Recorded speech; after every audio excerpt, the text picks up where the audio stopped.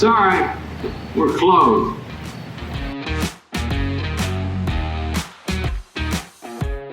Ladies and gentlemen, boys and girls, welcome back. Episode 56 of Sorry We're Closed. And this might be one of the most excited episodes excited times I've ever been a part of this podcast. As you guys may or may not know, I do love to play Fortnite. I block out about 2 hours daily to play. I just suck. So I have my first ever professional gamer on the show here today. Welcome, Allanownz. Alan, what's your actual last name? Is it Owens? That'd be amazing. No, it's not. That would be sick. That would be sick. It's sick. actually I have a Russian last name. It's Polyakov. Okay, well, welcome, Alan Polyakov, to the show, man. I know I've been following you on TikTok. I've been following you for TikTok for a little while now, and I love your freaking skits. I love doing the skits. they're hilarious when you pretend to be a little kid. And now you're a Fortnite guy, which I absolutely adore that game. I mean, I love the game too. It's crazy because it's like, I actually took a massive break from video games when I went to college in 2011. And I didn't really get back into video games till around like 2017 because I did all of college. I worked, and then I was like, I want to get back into video games. And it just happened to be right when Fortnite came out. And it was funny is my little cousins had come over around, like the Hanukkah Christmas time. And they were like, hey, you got to try out this game. It's like a cartoon version of Call of Duty. And when they sold it to me like that, I was like, that kind of sounds a little like not up my alley. But literally from the first game I played, I was hooked. Yeah. And I know you were probably in the same boat. It's just like, there was something about that like battle royale, that 100 people in a lobby that like, you got to find this, you got to find weapons, you got to like get materials. And it's just like, it was insane how like it changed, in my opinion, the landscape of gaming, where it's like, now this is what I want to play. Like, it's only like, I need something like this fast paced shooter, but it's like a survival where it's like all on me or my team. And it's like, it's different. It's crazy. Yeah, I remember when I first started doing social media and stuff like that, when I realized that my career was going down the shitter in 2017 in baseball, I was like, I built somewhat of a following here on Instagram and on Twitter and things like that. So I started doing some more stuff here and there. And I what year did Fortnite come out and start getting popular? It came out, I want to say it was July 2017. So that makes sense. So when I was with the Pirates, and I remember doing stuff on social. And I remember doing a lot of stuff with big baseball accounts and helping kids and stuff like that get better at baseball, get some tips, stuff like that. And my DMs would blow up about, dude, you got to try Fortnite. You got to try Fortnite. And I was like, what the hell is this Fortnite game? Like, I don't understand what's going on, like whatever. And then I got traded to the Mariners, and people kept doing it. People kept DMing, kept blowing me up. And then some guy, I forget who it was a catcher, got traded to the Mariners, and we were playing, and he brought in his PC to the clubhouse and started playing. And I was like, oh, this is that game everyone's talking about. It's the first video game that I can remember that's kind of like free, except for stuff on your phone. And I was like, all right, we'll give it a shot. And then I got released by the Mariners the following year, and I went home. My brother was playing it, my brother's 33, playing it in our living room. And I was like, let me give this thing a shot. Literally have not stopped playing ever since. It is unbelievable game. It's funny because it's like, I remember around the end of 2017, early 2018, I had a business at the time. I had a private finance company, and I would literally so I would come home and I would play. And I remember seeing there was like a news segment, and it was like, they were trying to sue Epic Games because they were like, how did you develop such an addicting game? Like, this shouldn't be allowed. Like, this should be illegal to have such an addicting game. And I remember thinking to myself, I was like, man, like, they're kind of not wrong. Like, once you start playing that game, it's just like, the bright colors, it's just like how easy it is to pick the game up. Like, I feel when the game first came, obviously the game's come such a long way. But when the game first came out, my dad was able to play a few rounds of me, and like, it wasn't that bad to carry him. Really? Yeah. Like, it wasn't that bad to carry him at the time. Like, if you were able to, because I played on Xbox at first, And if you could just play on a controller and you knew how to use a controller, you could actually like play the game. Like Yeah. at that point, it was so new and so fresh. And it's like I thought to myself, and my dad was even like, man, like I kind of want to play some more too. And I was like, I would always think back to that one time where like these parents were like, we need to sue this company. They made the most addicting game in the world. And here we are today where it's like we're still playing this game 4 years later. It's insane. And it's funny you mentioned how addicting the game is, because I have a group chat with, 4 of my buddies. So it's my brother, me, and these other 2 guys. They go off their Fortnite names. One's Murphman, the other one's Opie. And so we go to playgrounds. We suck so bad. And me and my brother got to a level in the skill-based matchmaking that gets to a point where now these people are just so far better than us. They like box us in when we're building. I'm not that bad of a builder. Like I'm not horrible. And these guys are just way above. But the Opie, who is a salesman for Budweiser, texted the group chat the other day. He goes, I understand how people feel when they are addicted to crack now, because I can't. I'm trying to sell Budweiser over here. I literally cannot wait to go home to play Fortnite. That's all I want to do. Yeah. And it's true. It's extremely, extremely addicting to play this game. And I suck. I lose all the time, but I keep coming back. I don't understand it. It's so crazy. But the funny thing is, like how you mentioned, like skill-based matchmaking, it's like that's the one thing that I feel like it doesn't hold the game back, because I do understand why you have skill-based matchmaking in games and stuff like that. Like a big reason why I don't play Call of Duty anymore is skill-based matchmaking. Like I'll be honest, like I hadn't played Warzone for about 4 months, and 2 weekends ago I hopped on. I played with a few friends, and I was like, why do I have to try so hard just to like I have to like use like advanced movement. Like I can't like just like run and gun like I used to when the game first came out. And you can actually look up where you get placed in skill-based matchmaking online.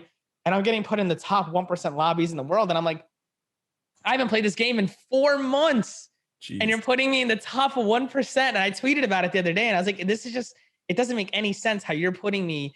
And I was like, let me look at who in the lobby. And I had one of the top streamers in the world in my game. And I'm just like, how does this make any sense? You know? And then I think about like someone like me, like, I'll put in several hours a day into the game, where you'll have someone that, they might be naturally good at video games, but they'll play maybe 1-2 hours a day. There's no reason they should be in my lobby. They shouldn't, especially in Fortnite. It's like, it takes so long to develop certain skills. You have to spend certain hours in creative to build a certain way, to edit a certain way, to know more than likely this guy's going to look this way when I do this, or when I do this, he's going to react this way. And you learn that from experience. Playing 1 hour a day, you're going to get what, 2, 3, 4 maybe games in. Yeah. Like, and it's so fascinating, like how far it's gotten, especially from the first World Cup. Like I went to go watch the first World Cup, and it was like, I remember just the crowds that were there, and the majority of the people were there. And I talked to so many of the parents that were there, and I talked to so many of like the content creators. And I was like, it's so insane to see where the game was in the summer of 2019 to now, not only skill level wise, but just like notoriety. Like everyone at this point has either played the game or knows the game at this point. Like at that point, everyone was talking about it. Everyone's like, oh, who's this guy? Now, if you say the name Ninja, everyone knows who Ninja is. Yes. You could walk on the street and you'd be like, oh, you know who Ninja is? Oh, it's the guy with the blue hair, or that's the gamer guy, right? Yeah. There's so many different creators and it's mainly because of Fortnite. Fortnite blew gaming so far into the mainstream, and it's helped all these other games. Don't get me wrong. Like Fortnite's not the biggest game in the world. Most people don't. Minecraft. Oh, I knew that. I think it's huge. Minecraft's the biggest game in the world. It's funny, I've actually never tried Minecraft till last year, even though it's the biggest game in the world. That's the biggest game in the world. And it's actually so far ahead, the biggest game in the world, it's actually kind of crazy. But yeah, it's like, if you look at the amount of watch time hours that has, like on YouTube and stuff, it's like, I think it had like, it was like 200 billion hours of watch time last year. And then like the only close ones to that were like, second place was Garena Free Fire, which I believe is a mobile game. It's really popular overseas. And then you have Roblox, Fortnite, and GTA were the top 5. Really? Yeah, that was like the top 5 most watched games I've never played Minecraft ever. ever. Yeah, Never. my first time trying it was last year, and I just wanted to try it out. You know, I knew that it was the most popular game in the world.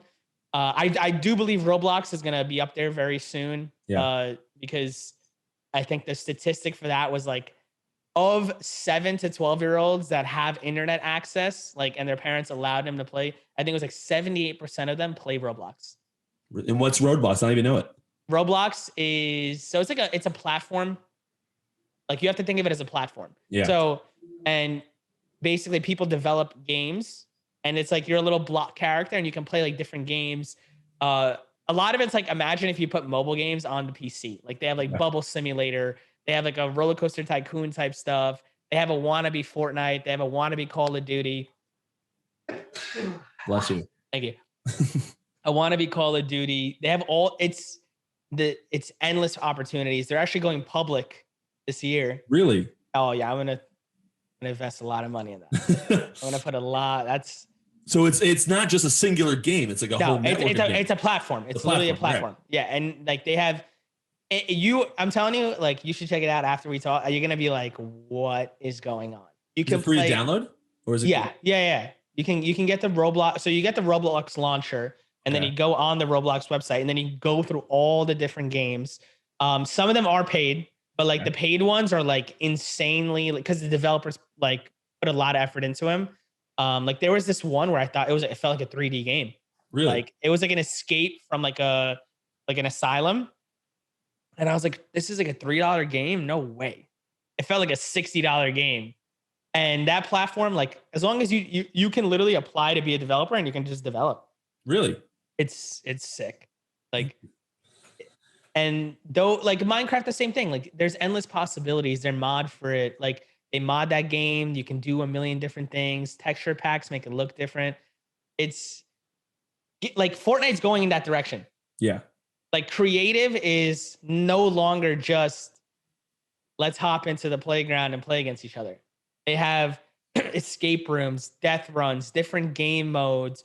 They have storylines that they build now. Like, I played one like creative where it was like an adventure game. Like, you did this, you collected an item, which then unlocked an area. You had to like follow clues to go to the next thing.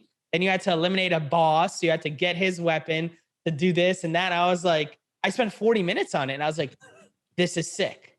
And that's the direction that I believe Fortnite's going in, because the casual player in the next year is not going to be playing the Battle Royale. It's going to be because players have gotten so good at that game, and it's just the average person is doing what the Fortnite World Cup champion was doing 2 years ago. Yeah. You know, like that's the thing. Like, the average player is as good as they were during the World Cup. And that's just like the skill level, the ceiling and the floor have just gone insanely. Like, the floor is literally like at the peak of last year's skill level. And it's just like, you know, it's crazy. I do. The only people I can kill are the bots they put in there. It's nuts. It's nuts.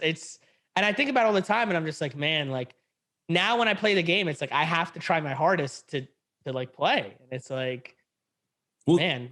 The thing that Fortnite that I always felt was interesting. I remember when my dad brought up Ninja to me, a couple of years ago, I had no idea who the guy was. And he was like, yeah, there's this guy Ninja. He's making like $1 million a month gaming. I was like, really? I knew professional gaming was a thing, but I didn't know really the industry all that much. And now as I'm playing it myself, and I see how many hours people put in, how many, you see guys like, Trevor May, who's pitcher for the Mets now, he's a big streamer. You see all the hours and all the work. You guys were teammates, right? In the Twins? Yes. So you see all the work and all that stuff they put into these things.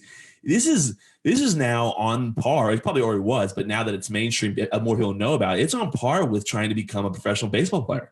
Like, you have to put in hours upon hours upon hours of work to get to this level. So I remember they did the numbers on it, and like based on like the pool of players that are in like Little League compared to players that compete in online gaming, you have a much lower % chance of becoming an actual professional gamer than becoming a pro player in MLB. Really? But it's also, you got to remember this, man. Think of how large a roster is on the MLB. Yes. Right. And the Fortnite professional roster for our, like my organization, like I'm signed as a content creator. I'm not on the professional side of it, but our professional roster for Fortnite is Slacks, Zunies, Keys, Joji. That's it. We have 4 guys on the professional roster. Wow. Yeah. Because you think about Major League Baseball, the whole thing with Major League Baseball, and when you're a player, I think in total there's been maybe 20,000 Major League Baseball players in the history of the world, and then they all talk about like your odds. When you get to the level, everyone wants to talk about how the odds. Like there's like 10 times the amount of brain surgeons in the world as there is Major League Baseball players. Like I remember the stat when we were going in. I've mentioned on the podcast before. The stat is always less than 1% of college athletes get drafted, and then 1% of that 1% make it to the big leagues. And it's like you're talking about a minuscule amount of people that ever step foot on a Major League Baseball field as a player. Yeah. And to think that there is something out there that you have even less of a chance to be a pro of this particular thing, it's insanity. A lot of it's the ease of access, like the barriers to entry. There's literally like outside of, yes, you need a high end PC realistically if you want to play at a high level, right? You can get there. So it's really fascinating is there was a tournament 2 years ago, which was the Winter Royale for Fortnite, where somebody made it to the highest level on a regular Xbox. On a regular Xbox, competing against 240 hertz monitor PCs. They played on a 60 hertz monitor and an Xbox, and they made it there. So for the people that are listening, you're talking to a lot of baseball people here, a lot of gamers, but a lot of baseball people. Explain that. Go a little more in depth about what that difference is. Okay, so your refresh rate is how fast the screen refreshes, right?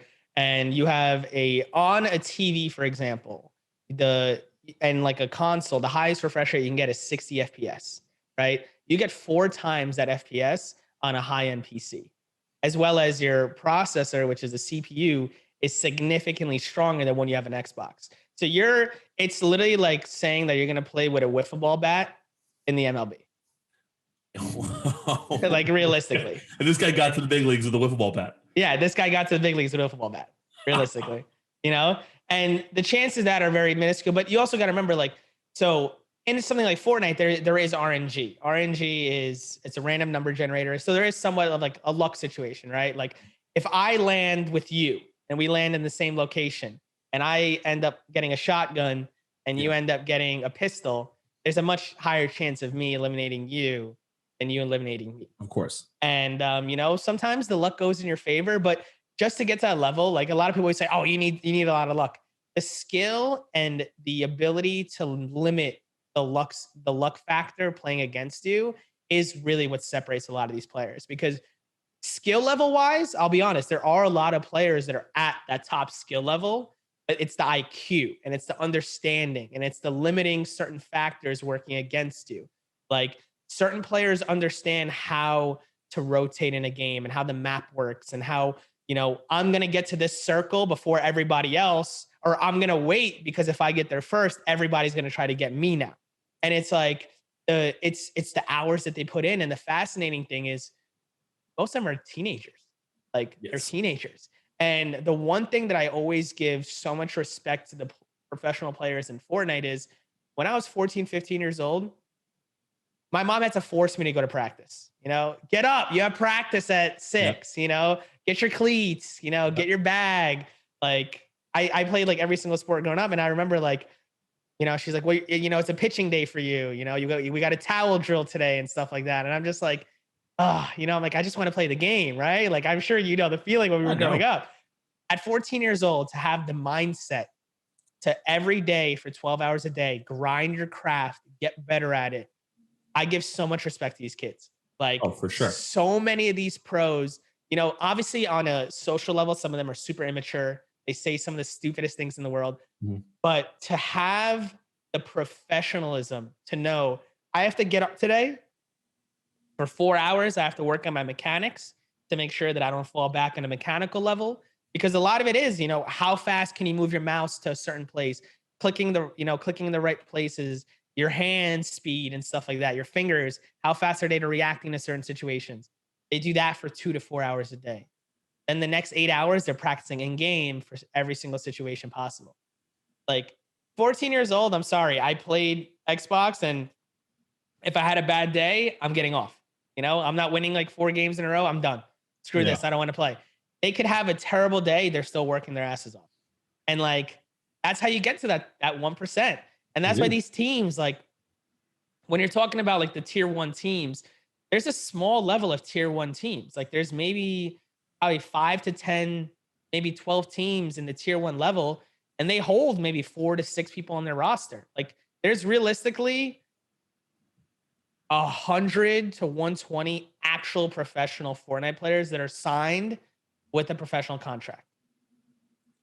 I mean, that is such a small number into how many people, at least even a small number to how many people you just see on TikTok playing. Oh, it is not alone, let alone all the people in the world that play this game. That is a minuscule number. No wonder it's you have less of a chance of doing this than you have playing in the big leagues. It was several 100,000. So there's something called FNCS. It's the Fortnite Championship Series. Mm-hmm.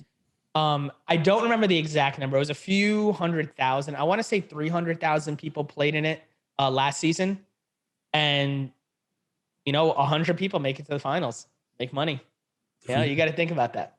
Like but that's the whole thing of like your chances of people are always like, you can make so crazy money being a professional player. You can, like the prize pools there's a $20 million prize pool this season, but it's like, you got to be in that top 100 to make money, and you're competing against 300,000 people. It's nuts. Like that's why a lot of people go the content creation route. Like I don't want to spend 12 hours a day trying to be a god tier player. I'd rather make content around it, because for me, it's more of a fascinating content. Like I love making content. I love, you can tell from my skits, like I love to put in that type of work into that craft. Like for me, and that's how these guys like Ninja and all do it. Like they make content. Guys like Nick Merckx, a lot of these huge content creators, they make content. Nick Merckx is hilarious. I love Nick. Nick's awesome. A lot of those guys it's just, they offer something, like you gotta be different. When they make content, it's different. It's not the same as like, if you and me were to just hop on and record, like I'm trying to get to that level, but if we just hop on and record, it's not the same as, where Nick is like, "Que pasa?" And he's like messing around and be like, he has that whole like family feel. And when Ninja was on the rise, he was definitely not the family friendly guy he is now, but his reactions, the way he would explain things and talk about it was very, entertaining. It's all about being entertaining for them. I see a lot of, my TikTok, they tailor your For You page. My TikTok is for the Fortnite, it's a lot of you and it's a lot of Cypher. Yeah. And that guy explains things. He's just, I send things to my brother all the time, and I'd be like, we're just never going to be on this level. Like I remember he showed one that I always look at, that's he sees a guy in a basement. He expects him in the basement. So he blocks it off. He goes into edit mode to see where the guy is down there, which I just learned how to do. He sees that, and then he goes, I'm going to, edit down, wall immediately. He's going to shoot me with the pump. Break it. And then his pump, boom, dead. Yeah. Listen, that is so much strategery there. I don't even know if strategery is a word, but there's so much strategy there. It's such a different world now. You're talking, like you say, it's fascinating to me because you're talking almost like baseball stuff to me now. Now it's like, this is at this level of what pitches to throw at certain spots where you're messing with people in the at bats and things like that. And these guys are doing this at Fortnite, and it's just so far advanced. I could sit on my bed and watch TikTok and Fortnite for hours to watch people be able to just absolutely destroy me in games. It's amazing. It's the way you say it, like it's pure strategy. Like you have an 0-2 count on the guy, you'll throw some high heat on him because you just he's in a desperate situation. You want to get him to swing, or you'll throw one in the dirt just to get him to swing. Like it's all strategy, but it's because you've been in that situation before. Constantly. Exactly. You've constantly been, and that's the whole thing of when you put hours into it, this person's going to react this way, and that's the whole hours and hours. Like Cypher's pure educational content. Like he's good at it. And that's his brand. His brand is the educational content. Like one of my buddies, like his content is straight Mythbusters. Like people always be like, I love it as well. Like it was one of the things, like I put him on TikTok and I said, like you bring something to the table, do this and keep doing it. Eventually enough people see it and they go, I want to see more of this because this is interesting to me. It's like, did you know that if if you're still using a jetpack while you're using the invisibility, you could still use it and people can't see you. And it's like, you didn't know that unless you tried it. And it's like, nobody really thinks to try that stuff. Yes. Me and my brother constantly battled on whether or not it was faster to break a llama or if it was faster to open the llama. And he did admit that. I found him through you. And he did it. And I think it's the same speed. I'm pretty sure. But it's pretty close. Pretty close. Yeah. And then now I watch them all the time because I love the Mythbusters, because there's so many things in Fortnite that you think you're doing it the right way. And then you're like, well, maybe I'm not doing it the right way. You could do it better this way. Yeah. Yes. And that's the one thing that like, you got to think about this. You have that just for Fortnite. Now you can do that for every single game. And there's somebody always filling those roles, and then there's people that they just make entertainment with it. Like one of my buddies, techie right now, he's doing a lot of these YouTube videos with his girlfriend, and it's just entertaining to watch. Like it's just, you watch the storyline of it and you're like, whoa, like this is actually cool. And all of a sudden you watch 6 minutes of video and you're like, wow, this was really cool. I can't wait for the next one. And you can do anything with these games. You can just play with your friends, like a certain like challenge. Like me and my buddy just did a challenge yesterday, which is going to go up on YouTube, I think tomorrow, where I was the hunter and he was the hunted. And basically like the whole challenge for the game was for me to go try to find and eliminate him. And he had to hide from me until the top 5 situation. And then he can come kill me. Wow. And then we switch roles, and it was so fascinating how like, I'm like, okay, how am I going to find him? I know he's wearing this skin. Let me try to find a bounty to try to get the bounty on him. But I got a bounty on somebody else. So now I got to go eliminate that guy so I can get another bounty and try to get it on him. And it was fun to do those little things. And then from a viewer standpoint, it's like, does he get him? I want to see if he gets him. And you can do like little fun things like that. And it's just like, the world is like, it's just limitless with that type of stuff. You can make constant content and you have access to it 24/7. That's the big thing that like people always like forget. When it comes to baseball, is at a professional level, you're playing at 7:00 on Monday. Mm-hmm. And as a pitcher, you're not pitching every single day. We're not back in the old days where they're pitching every day. Yeah. Like you have 4 days of rest, 5 days of rest, however many days you're off until you're back in the rotation. When it comes to this, they're playing every single day, at a constant level, and constantly as a content creator, you constantly have to make content. As the professionals, they're playing scrimmages every single day. Like they scrim nonstop. They have tournaments. It used to be every single week. Now it's like every single other week. And then when they have the championship series, it's every week. And it's just like, they're constantly working on their craft. And it's crazy because it's like, it's hitting college levels now. It's hitting high school levels now. Like my high school started an esports team. So many Long Island high schools have esports teams, colleges. I don't remember if it was Kansas or Kentucky has a whole building that's an esports center now. And really? It's nuts. Like I can send it to you on Twitter. You're going to be like, what the heck? Like they literally have rows and rows and rows of tables, 2 monitors, a high-end gaming PC, and like gaming mouse and keyboard. And I was like, damn. Yeah. Like that's sick. Well, and people are getting scholarships for it. There's people getting scholarships. Wasn't it a school like in Indiana or something that started off the first one? Like they started giving scholarships for gaming or whatever it was. It got so big so fast where it's like one school did it and then other schools like, all right, we're in. And people are funding it. Thing is, they're getting funding for it because there's a lot of the hot, like the really top level gaming people are really like, they're giving back to it. Like a lot of them, obviously it's all tax write-offs, but they're giving back, like they're funding it. And then you have a lot of high-end venture capital is getting into the space. Like you have Drake invested in 100 Thieves. Shaq is invested in NRG. We have Richard Sherman and Darius Slay in our organization. Oh, Trevor May's in our organization. What am I talking about? Was he really? Yeah, Trevor May's in Luminosity Gaming. I completely forgot about that.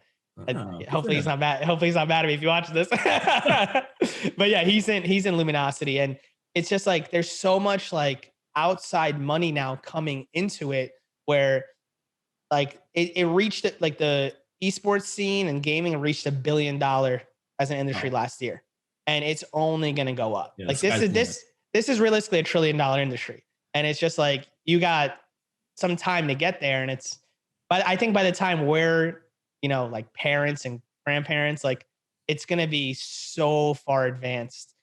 They're building the thing to me that's like mind blowing.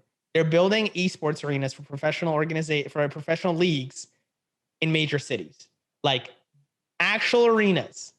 Like it's nuts. So we're going to be at the point where I can hop on a train on a Monday and I can go and watch a professional team play in person, and then I can go to the Knicks game. Yes. Street. Well, don't they do it in Brooklyn? So Barclays Center has it. Yeah. But they have an actual esports arena they're building for the New York Subliners. Yeah. And it's like it's crazy. I believe so the Nets in there, they have the 2K league. They have the Brooklyn Nets affiliate there. And then they have I don't know if it's Overwatch. I think it's Overwatch. Okay. The Overwatch League has a team that plays in the Barclays Center. But they're also like in the city. I don't know how far from Penn Station. They're having another stadium being built specifically for, I believe, the Call of Duty League. Vegas, they already built a insane esports arena. I believe it was like $1 billion. I don't know. I want to say it's $1 billion. It might be $1 billion. It's like $500 million or $1 billion like arena. You see pictures of this thing, you're going to be like, what is that? Like, it is huge. And they're doing them in Cali now. They got some going down in Florida, and it's going to be everywhere. It's going to be everywhere. It's nuts. Yeah, the thing and like you mentioned to it earlier in the episode, is that in the gaming world, like there's a lot of kids that either never get into never get into like the physical sports and things like that. Or if they do, they kind of fall off at an early age. But I don't remember a kid that I grew up with that wasn't playing video games all the time, just constantly playing. And that contributes to the talent pool and how big it is in comparison to a baseball talent pool, a basketball talent pool. And it contributes just how many people are interested in it as far as an industry is concerned, how many millions or billions and possibly trillions of dollars that will end up here because of how much interest there is surrounding the sport and surrounding things. And now on top of it, like you said, as far as a skill level, when I pitch, like I usually, depending on what I'm doing that particular day, I have to take a day or two, maybe more off from doing that. I'm curious, what is the physical toll that you've seen on your body? Is there any? I know when I streamed once for Barstool, and I remember never wanting to do it again because the ring light and my eyes would kill for like 2 hours. Yeah. Is there a physical toll? Is there something that would hold you back and take you a day off? So it really matters like what you're doing. Like, I'll be honest, when we would have to compete in certain things, because like even as a content creator, you still compete in certain things, you get invited to tournaments. I hate the competition aspect in terms of just like what it does to you mentally, because it is tough mentally, like you have to channel your nerves. Like when I'm making content, my whole focus is on, I want to be entertaining. I want to have a good time. If I get eliminated in the game, it happens next game. When you're competing, it's just, you're zoned in, you're in a different mood. Oh, yeah. And it's like when your adrenaline is pumping, like you get the same feeling of, when you're playing a sport. Like I remember when I was, like you're playing like high school sports, and like when it was just like, once you're in the game, it's everything else is shut off. All you're thinking about is the game that you're in. And it's the same way when you're competing. But a lot of the things that, like, I'll be honest, when you're doing it in front of a larger audience, the pressure is more there. And you think about it, you know what it was like, when you're pitching in college compared to when you're in the big leagues, you're in a packed out stadium. Yep. I'm sure Boston, that's a nuts place to be. I've been at Fenway multiple times. Yeah. That's a nuts place to play at. And it's like, when you're not doing well, right? It messes with you mentally for the next day, the day after that. That's all you think about. And it's like, when it comes to a competition level, I think it's definitely more tolling. When I'm streaming, I could stream for hours on it. Like my body doesn't feel it after. Just because I know my limits. When I first started streaming, I would go insane hours. Like I would do 8, 10, 12 hours if I had the time to do it, I would do it. Now, like I know my limits. I know to be the most entertaining I can be and the most fun I can be, 4 to 6 hours is the most I can do. Because after that, my brain becomes mush. After that, your brain just becomes mush. You're sitting there in front of hundreds of people that are watching you, chats scrolling by. Yep. You're trying to be entertaining. You're trying to read the chat. You're trying to play. Also trying to understand like what you're going to do the whole time. And it's like physically, I definitely don't think it plays a toll on me. I definitely take care of my body. Definitely not food wise. I'll be honest. My diet's ass now, but like I'll go to the chiropractor. I get massages. I stretch. I'll work out. I'll go for walks and stuff like that. But like mentally, it's definitely more straining, I think, than physically. But I think the professionals, some of them overdo it. Yeah. Like the guys at the pro level, like they'll play for 16 hours. And like, that's a lot. Yeah. That's a lot. Yes. Your body can't handle doing that. No. But they're kids. Yeah. I played for 3 hours yesterday and I couldn't look at a screen for 2 to calm down. I got in the shower and sulked. You need these bad boys. Are those the blue light glasses? Yes. You sick son of a bitch.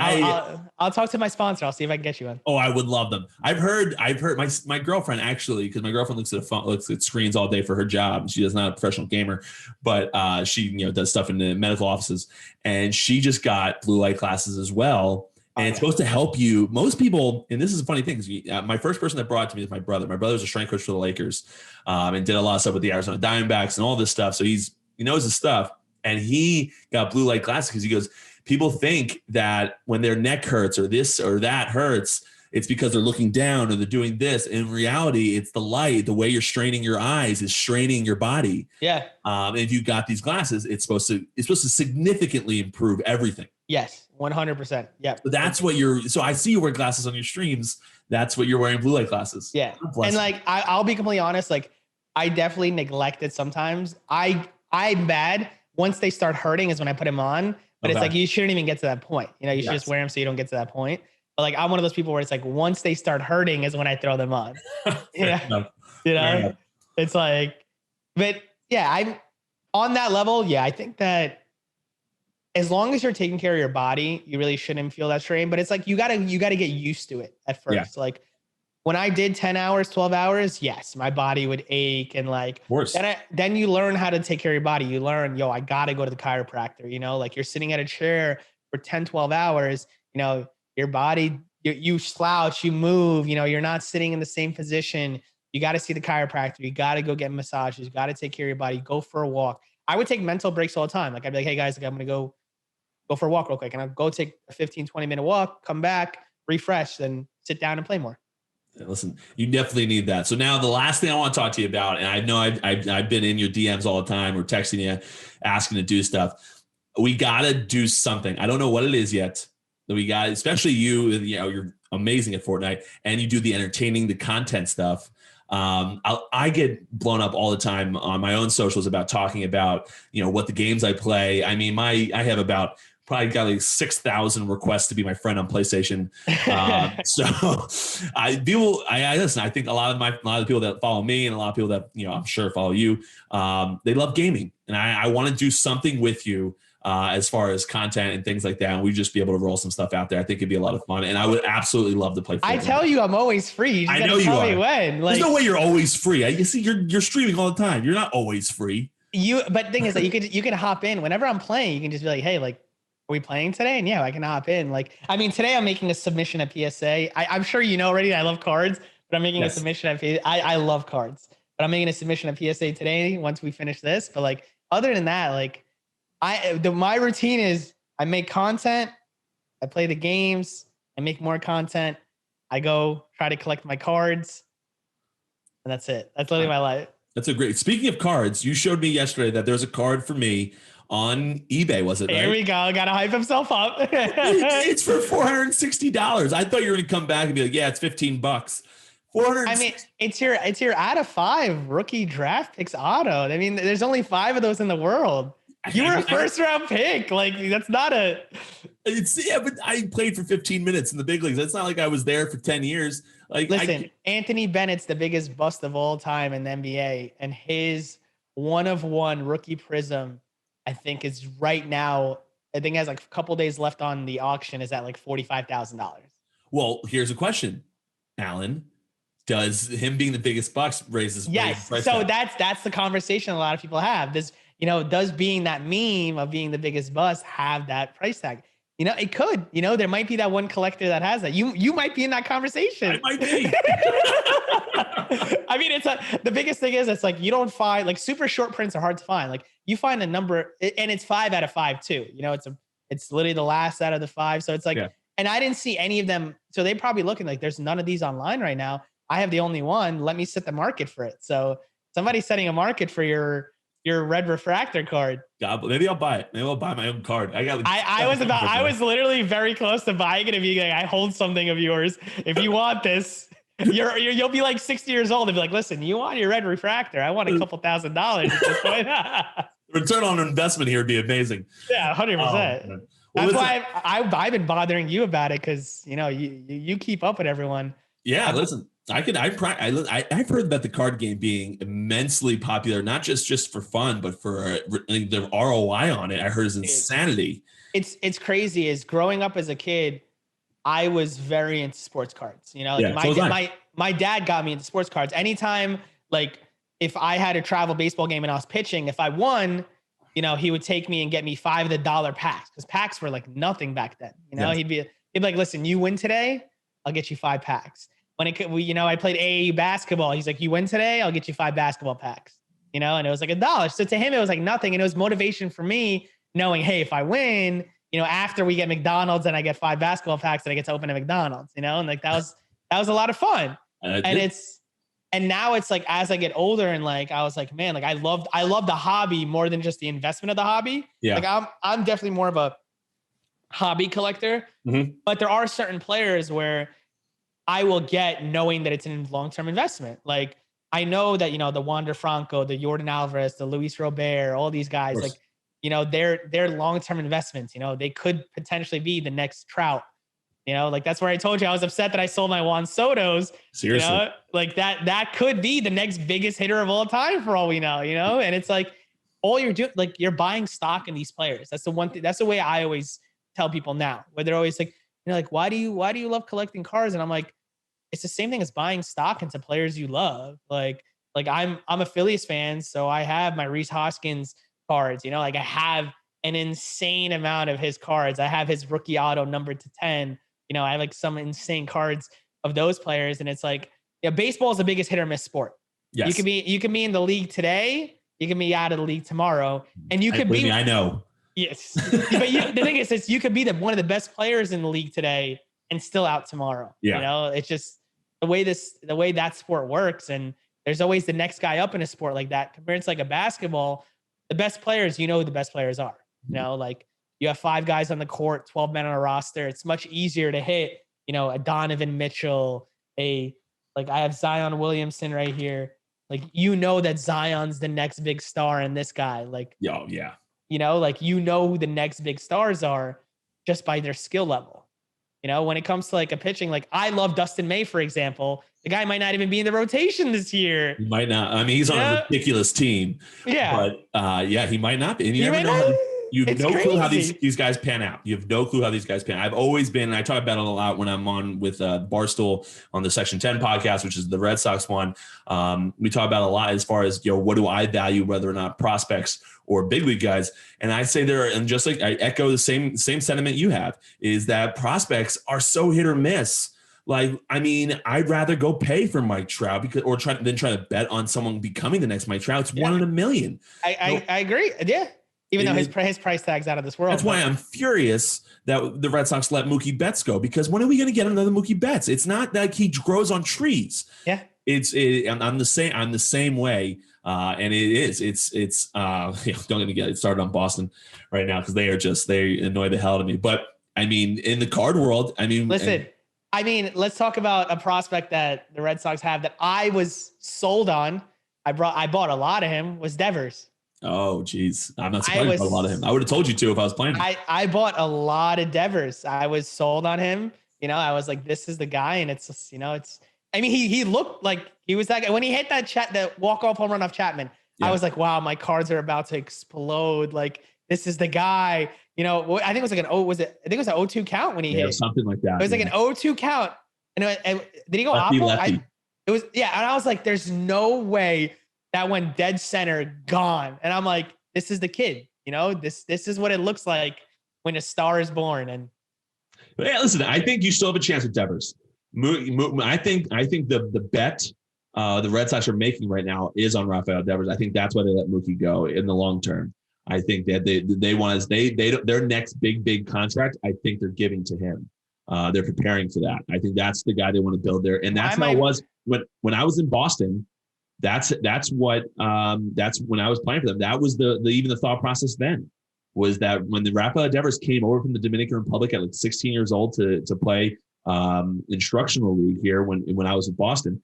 It was like a huge ordeal that this kid was coming over. Every coach, every guy was talking about him. And I think you got a chance with him. I think if you hold on to his card for his career, I think you're gonna be in a good spot. And he's young. Like I have a couple of Chavis cards, right? Okay. And it's nice like one. I like him, the PD situations, whatever, but it's like he's 25 years old. You know what I mean? Like the thing with Devers is he's still a young. He's 21 or something like that. Yeah, like that's the big thing with that's what I love about Luis Robert. Like Robert's like he's a child. Yep. Like so is Soto. Yes, so is Soto. But it's like I love like a Yordan, but it's like Yordan, he is a little older than those guys, but it's like he also might even be older than that because we don't know about his actual age. But like, he's those guys are like they're different. Like when you look at like a Yordan, like you don't hit like people don't hit like that. No. When you look at Robert, people aren't built like that. Like I never realized how big Robert was until like I actually saw him and I was like, wow, this guy is a tank and a half. Yeah. You know what I mean? It's like I used to think Trout when I remember because he's from your area. Yeah, yes. Like he was from Jersey. I remember like when I was younger and they used to always talk about him because people loved him since he was like 14 years old. People were like, this is the guy. And I remember being in high school being like, wow, like there's really a kid from Jersey that they're saying is the next like Barry Bonds already. Yeah. And like I remember the first time I saw him in person, I'm like, wow, that guy's not a normal human being. Mm-hmm. People don't look like that. No, he's not a normal human being. So speaking of Mike, I mean, he's not a normal human being. So anyone that may have struck him out in a Major League Baseball game would be considered not a normal human being as well. I'm not going to rattle off names that may have done that, but I think people understand what I'm getting at with there. But listen, Alan, I couldn't be happier that you came on the show. It's been a pleasure. This is absolutely fantastic. You're definitely coming back on. I'm going to bring you on. We're going to do some Fortnite content because I absolutely adore Fortnite. I'm already in a group chat today. We're trying to set up a time to play our playground game. So we got to do that. I love to hear how into baseball you are. That's fantastic. Oh, I'm huge into sports in general. Like that's great. So listen, we got a lot to do. We got a lot to cover. We're going to have some fun over the next couple of years, creating some content and having some fun. So again, I appreciate you coming on, and I look forward to doing it again, man. I love it, brother. It's been a pleasure, man. All right, man. Well, that's guys. I appreciate you listening to episode 56 here. I'm sorry we're closed. Please tune in. It obviously drops every Monday and Thursday at 5 a.m. And until next time, guys, have a great weekend. Thank you so much for listening to the Sorry We're Closed podcast. Go subscribe to our email chain over at thepatlight.com and follow us on all social media. Until next time, guys, I'll see you at the bar.